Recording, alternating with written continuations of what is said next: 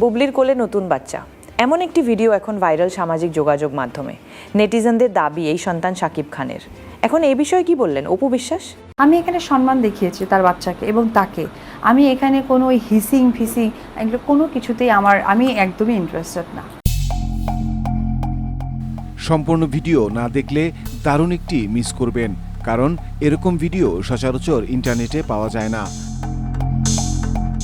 আপনারা কি জানেন, সম্প্রতি অপু বিশ্বাস গিয়েছিলেন বুবলির কন্যা সন্তানের সাথে দেখা করতে, আর সেখানেই বাধে বিপত্তি।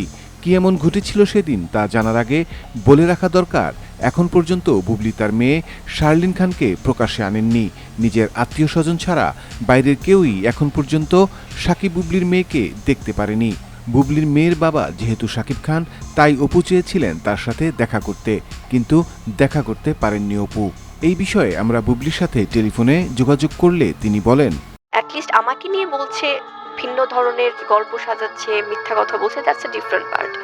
বাট আমার সন্তানকে যদি আলাদাভাবে ওই ধরনের কোনো কিছু জাজমেন্ট করা হয় বা বলা হয়, সেটা তো আমাকে ডেফিনেটলি একটা স্টেপ নিতে হবে। এবং আমি কিন্তু কোনো কিছুই বলিনি।